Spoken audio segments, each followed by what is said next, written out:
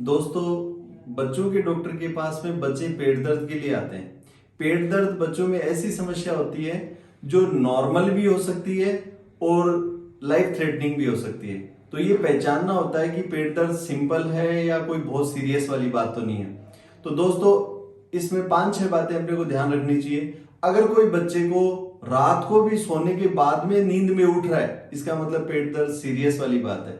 पेट दर्द जितना सुंडी से दूर होगा उतना ही उसका कोई खास कारण होगा, और जितना सुंडी के पास में होगा उतना ही वो नॉर्मल है।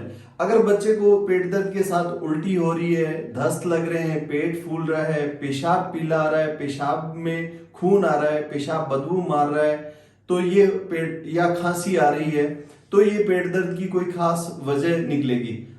अगर ये चीजें नहीं है तो अपने को सोचना चाहिए पेट दर्द सामान्य हो सकता है। दोस्तों, दर्द हमेशा अपना शरीर का नर्वस सिस्टम पहचानता है। ऐसे ही आंत में एक नर्वस सिस्टम होता है, उसको एंट्रिक नर्वस सिस्टम बोलते हैं। वो ही डिसाइड करता है कि आंत की मोटिलिटी कितना फास्ट चलना है या धीरे चलना है, सिक्रीशंस कितने आने कितने नहीं आने, ये सब उसका तंत्रिका तंत्र है, वो डिसाइड करता है।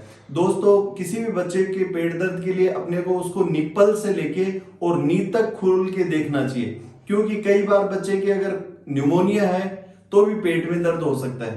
कई बार हर्निया है बच्चे के, यहाँ पे हर्निया है तो भी पेट में दर्द हो सकता है। तो अपने को बच्चे को पूरा अच्छी तरह एग्जामिन करना चाहिए। बच्चे के शरीर पे कोई दाने तो नहीं हो रहे, जोड़ में दर्द तो नहीं है, क्योंकि कई बार एक HSP नाम की बीमारी होती है, हिनोक्स सोलियन पर्प्यूरा।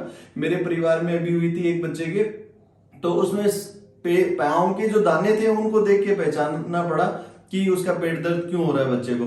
ऐसे ही दोस्तों, कौन कौन से दर्द जो बच्चों में कॉमन होते हैं, एक तो दाईं तरफ ऊपर अगर दर्द हो रहा है तो वायरल हेपेटाइटिस में होता है। उसमें हल्का बुखार आता है, जी मिचलाता है, भूख नहीं लगती, हाथ पांव दुखते हैं, फिर पेशाब पीला आता है, उसके बाद आंखों में पीलिया आता है। कई लोग कान से पीलिया निकलवाते हैं, वो मिथ्या एकदम, कभी भी कान से पीलिया नहीं निकल सकता है, वो झूठ है।